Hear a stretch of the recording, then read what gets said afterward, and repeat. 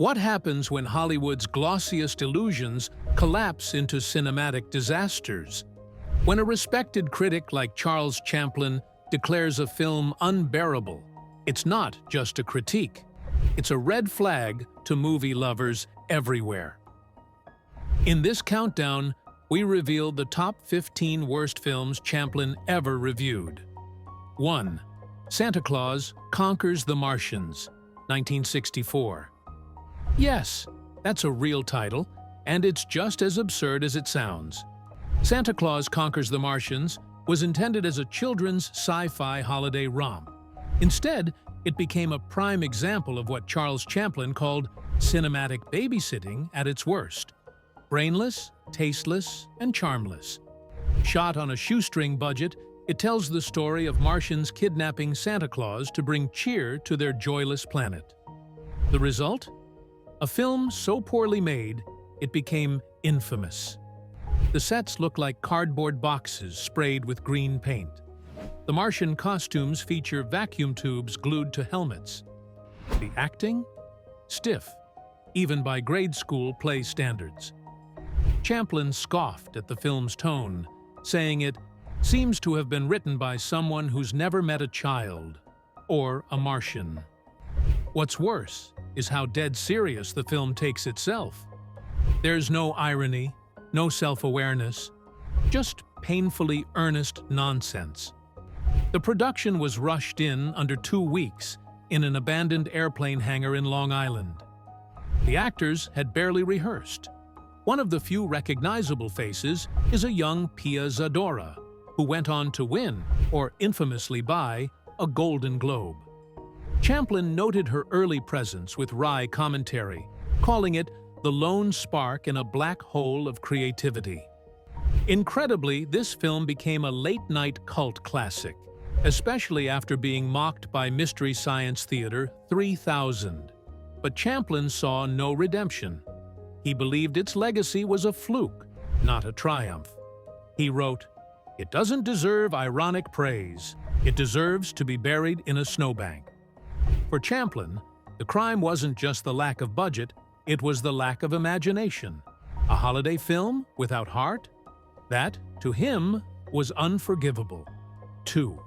Battlefield Earth, 2000. A passion project gone terribly wrong, Battlefield Earth was based on L. Ron Hubbard's sci-fi epic and produced by one of Scientology's most high-profile followers, John Travolta. Champlin viewed the film as a 2-hour Scientology sales pitch smothered in slime and green filters. Set in the year 3000, Earth has been conquered by a race of dreadlocked aliens called Cyclos. But even that wild premise couldn't prepare audiences for what followed. Travolta, buried under rubber prosthetics and platform boots, hams it up as Turl, an alien security chief with the personality of a snickering cartoon villain. The film's cinematography is infamous for its constant use of Dutch angles.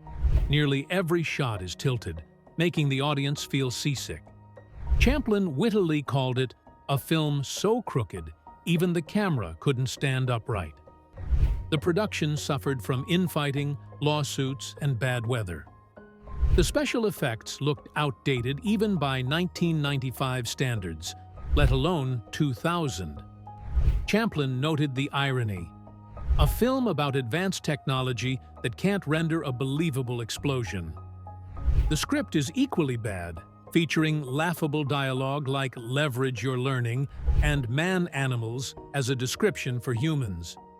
It was a disaster in every department: script, performance, design, editing. The film won 8 Golden Raspberry Awards, including Worst Picture, Worst Actor, and Worst Director. Champlin was especially disturbed by the movie's ideological undertones. While the film never explicitly mentions Scientology, Champlin argued that its glorification of rebellion through self-help philosophy was narratively thin, but philosophically loaded. To him, Battlefield Earth was more than a flop. It was a con wrapped in sci-fi tropes. 3. Manos, The Hands of Fate, 1966. It began as a dare, literally, Insurance and fertilizer salesman Harold P. Warren claimed he could make a feature-length film despite having no experience in filmmaking. The result? Manos, The Hands of Fate. A film so astonishingly bad that Champlin reportedly refused to finish his screening copy. He later called it a film forged in the fires of incompetence and cooled in the waters of pure agony. Shot in El Paso, Texas, using a hand-cranked camera that could only shoot 30 seconds at a time, the production was doomed from the start. Dialogue was dubbed after the fact, badly. Lighting was nearly non-existent. One scene was shot entirely out of focus, and they left it in.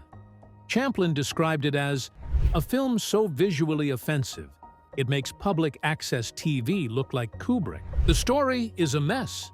A family on vacation stumbles upon a lodge run by a polygamist cult leader called the Master and his servant, Torgo, played by a local theater actor with leg braces stuffed under his pants to simulate goat legs.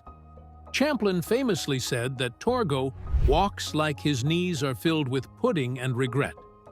The pacing is glacial, the plot is incoherent, and the soundtrack sounds like elevator jazz scored during a panic attack.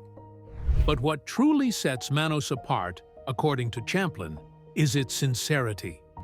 It's clear that everyone involved was trying their best, which only makes the failure more painful.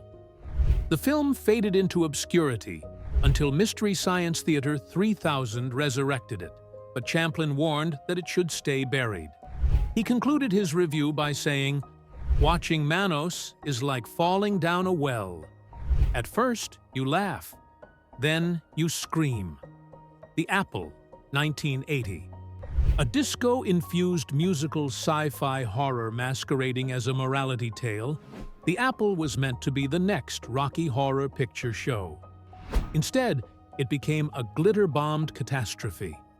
Charles Champlin described it as a loud, shrill, tuneless apocalypse of taste, and audiences agreed. Set in the futuristic year 1994, it follows a naive couple sucked into the corrupt world of music, fame, and devilish contracts. Yes, literal Satanism in spandex. What makes it worse is how seriously it takes itself.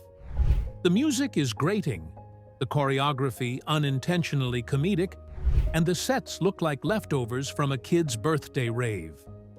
Producer Menahem Golan believed he was creating an era-defining masterpiece.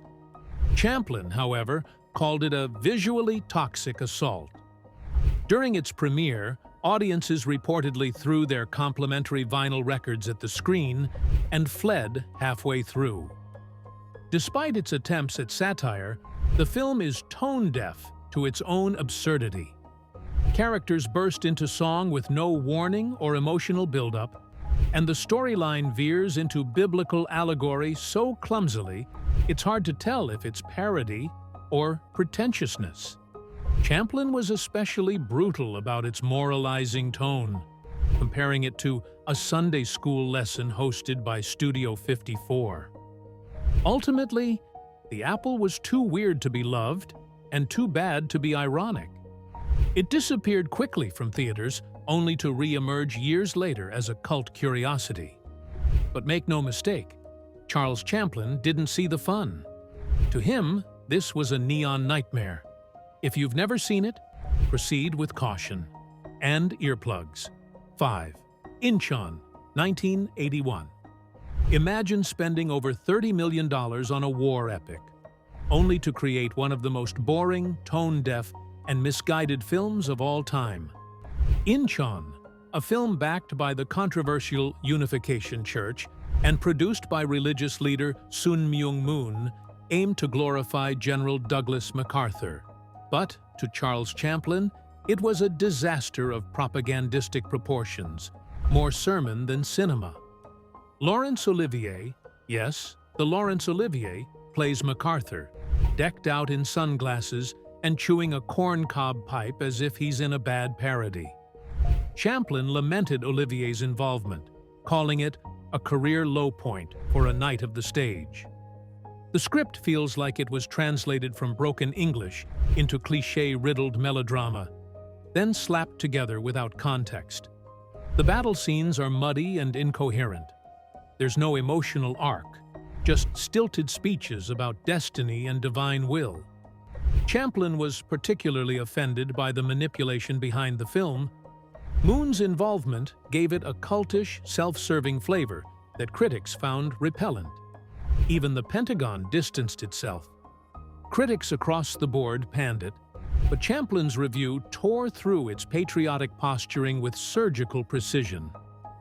The film was pulled from circulation almost immediately, despite its massive budget. It flopped at the box office and remains nearly impossible to find today, except in bootleg collections of cinema's most infamous flops. Champlin saw Inchon not only as a cinematic failure, but as a warning about ideology overtaking artistry. In his eyes, Inchon wasn't just a bad film, it was propaganda with a Hollywood budget. 6. It's Pat, 1994. Based on a one-joke Saturday Night Live character, It's Pat was never meant to carry a full-length feature. But somehow, it did, and Charles Champlin hated every minute of it. He described it as an exercise in discomfort, not comedy, and audiences seemed to agree. The movie grossed less than $61,000, despite a wide release. The film follows Pat, an ambiguously gendered character, as they navigate awkward social situations. The problem? There's no story, just a string of humiliating interactions and stale gags. Champlin criticized it for being mean-spirited, turning Pat's identity into a punchline rather than a person. What might have been edgy in a 5-minute skit becomes unbearable at 77 minutes. The jokes repeat endlessly. People want to know Pat's gender.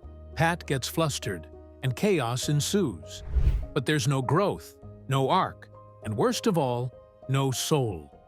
Even worse, the script treats the central ambiguity as something grotesque or alien.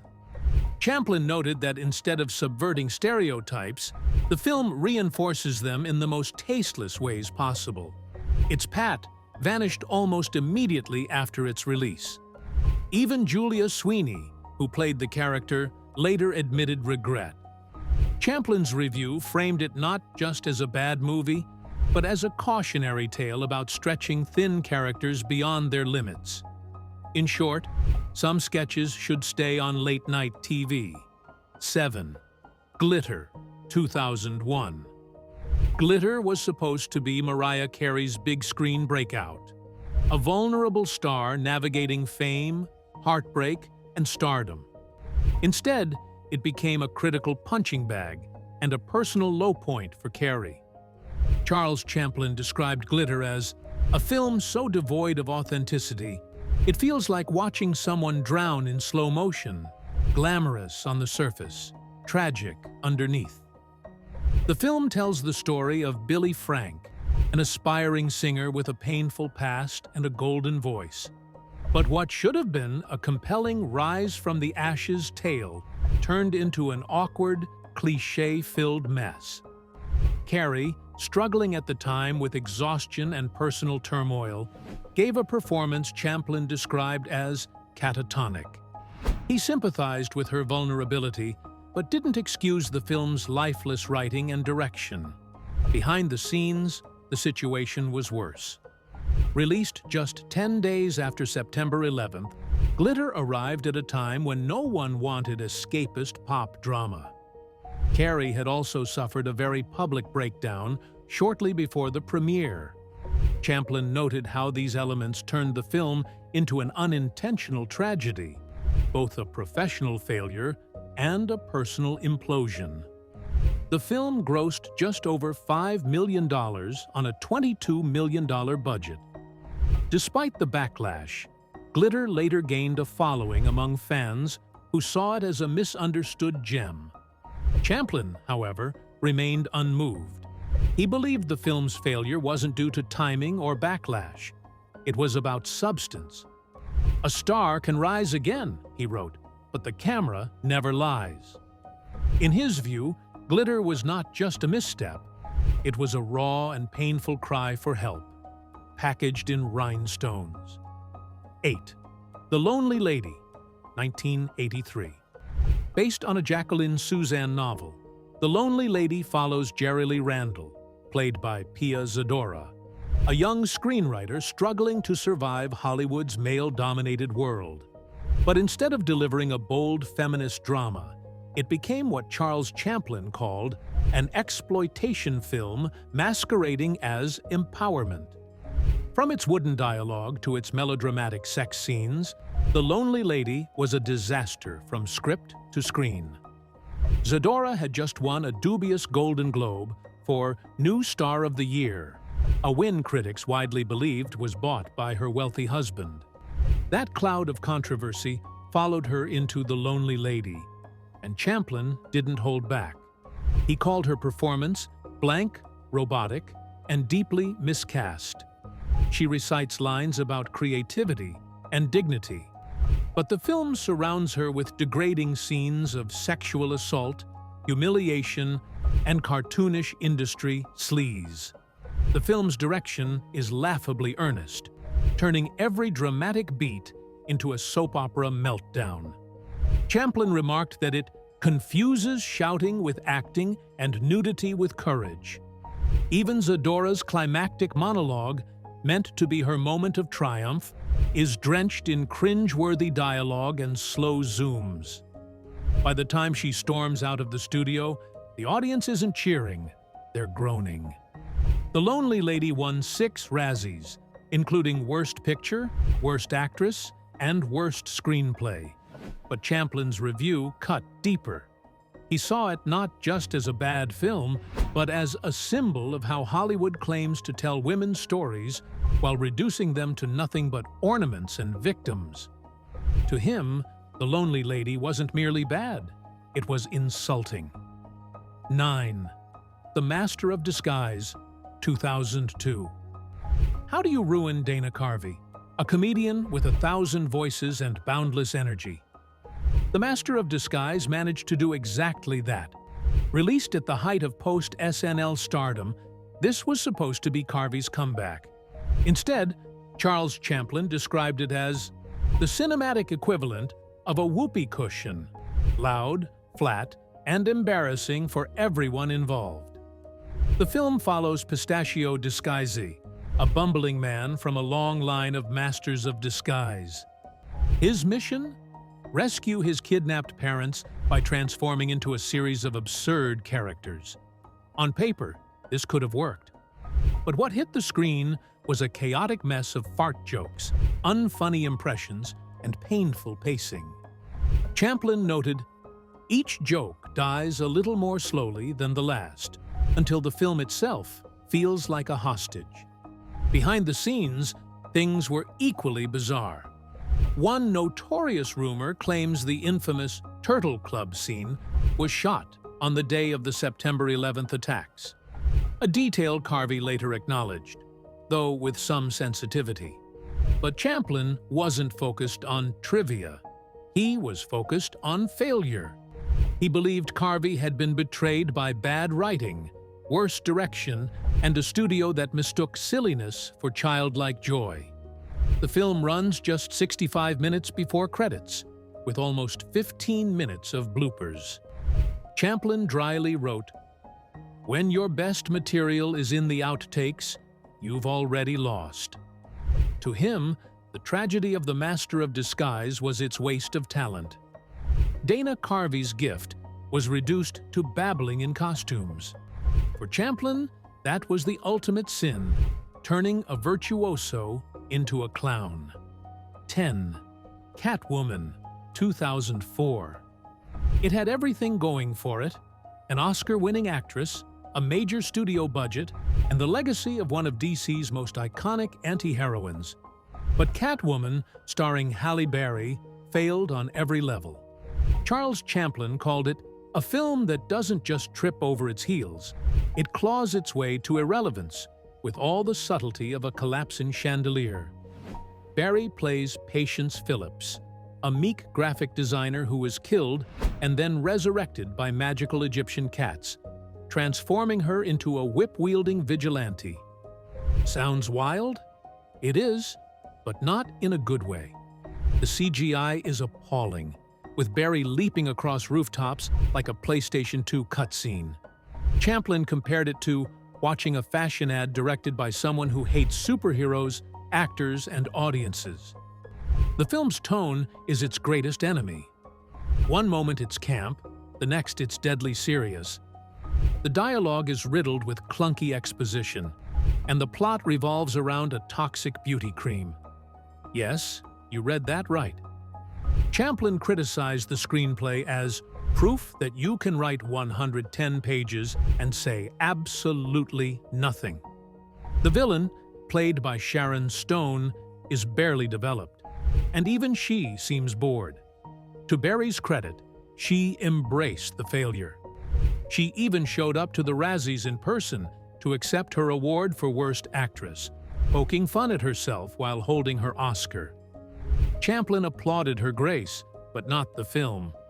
In his words, "Some careers survive disasters." Catwoman was not just a misfire, it was a scratch across the genre's reputation. A film about power, ruined by powerless storytelling. 11th, Kazam, 1996. What do you get when you cross a rapping genie, a misunderstood child, and a plot written in what seems like crayon? Kazam.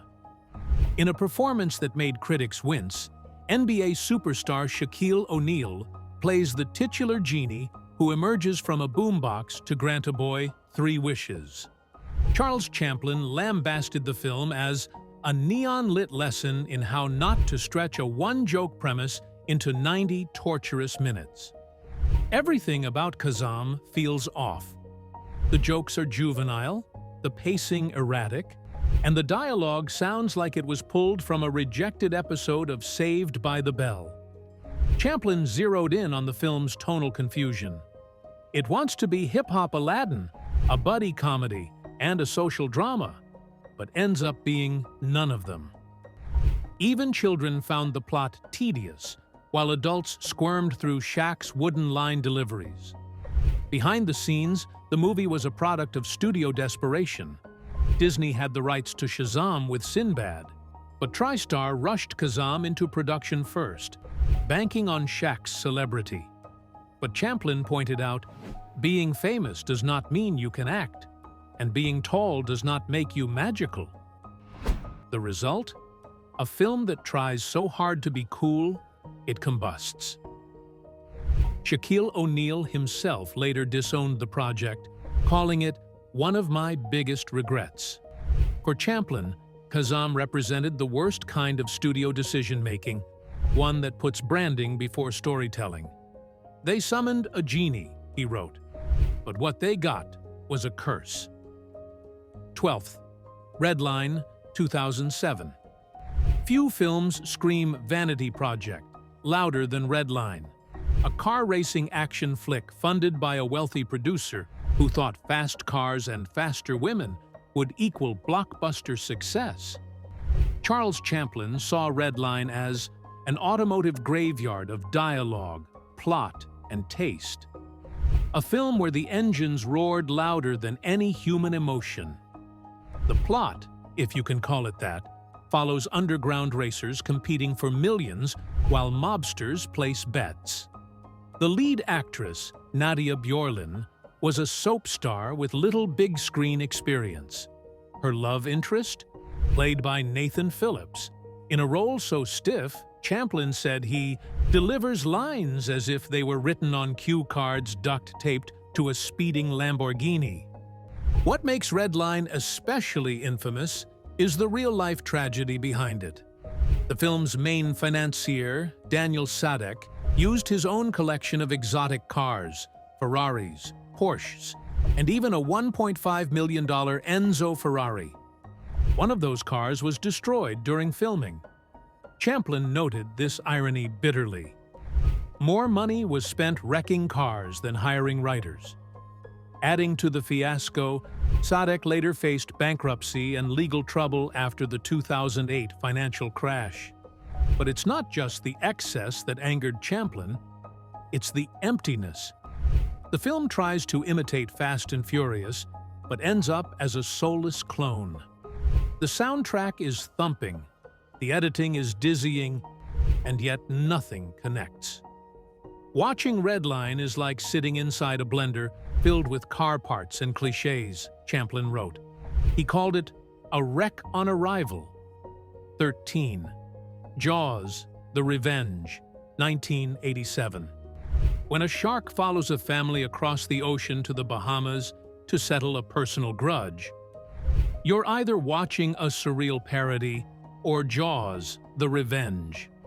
Charles Champlin called this sequel the cinematic equivalent of flogging a dead fish, a movie so desperate it dragged down the reputation of one of Hollywood's greatest thrillers. The plot centers on Ellen Brody, widow of the original Jaws hero, convinced that a great white shark is targeting her family out of revenge. Never mind that sharks don't think that way. Champlin highlighted the absurdity. This isn't horror. It's marine soap opera masquerading as menace. The shark somehow travels thousands of miles, swims upright, and even roars. Yes, roars. What makes this worse is that it starred respected actors like Michael Caine, who famously skipped accepting his Oscar to finish filming. When asked about the film later, he said, "I have never seen it, but by all accounts it is terrible. However, I have seen the house it built, and it is terrific." Champlin echoed the sentiment, but lamented that such talent was wasted on a sequel that should have been sunk before it floated. The shark itself looks laughably fake, rigid, mechanical, and far from terrifying. In one scene, it jumps out of the water and impales itself on a boat. Champlin remarked, "At that point, the only thing scary is that someone signed off on the script." To him, Jaws, The Revenge was not just a bad sequel, it was an insult to a masterpiece. 14. The Room, 2003. Now hailed as the king of cult cinema, The Room was once considered an unwatchable train wreck. Charles Champlin, however, saw it before the memes and midnight screenings. He wrote, "It's a masterclass in wrong decisions, from writing and acting to editing and human behavior." Written, directed, and starring Tommy Wiseau, the film became infamous for its bizarre dialogue, emotional inconsistency, and surreal tone. The plot centers on Johnny, a man betrayed by his fiancée and best friend. But none of the characters behave like real people. They enter and exit scenes randomly, and unresolved subplots litter the script like forgotten grocery items. Champlin described it as an alien's attempt to imitate human drama based on soap operas and bad dreams. The film's production is just as chaotic. Wiseau reportedly spent $6 million of his own money, bought filming equipment outright instead of renting, and insisted on shooting in both digital and 35mm simultaneously. Actors were replaced mid-shoot. Entire lines were redubbed in post. Champlin wrote, "You don't watch The Room, you survive it." Yet there was something oddly poignant about it. Champlin noted that Wiseau's vulnerability bleeds through the madness. He tried to tell a love story. What he made was a cinematic cry for help. Though it later earned affection for its unintentional hilarity, Champlin always viewed it as tragic. A monument to loneliness and ambition colliding in the dark. 15. Cool World, 1992.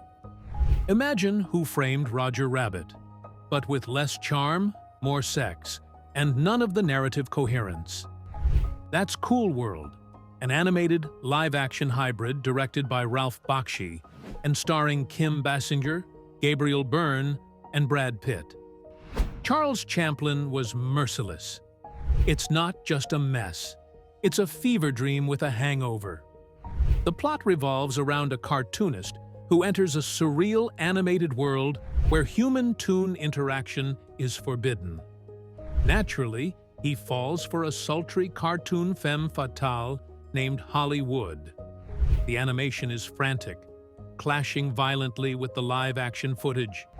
Characters yell for no reason, the pacing lurches, and the visuals are so chaotic they border on sensory assault. Champlin criticized the tonal confusion. It wants to be noir, erotic, funny, and psychological all at once, but ends up being none. The original script was darker and more adult, but producers forced rewrites to make it PG-13. Bakshi himself disowned the final cut. Champlin believed the studio interference turned a daring experiment into a broken product. A cartoon for adults doesn't mean it should be childish, he said. Despite a strong cast, the film tanked at the box office. Audiences were confused, critics baffled. Champlin's final word on Cool World? A world without rules, logic, or restraint, and no cool to speak of. For a film that tried to push boundaries, it ended up lost in its own ink.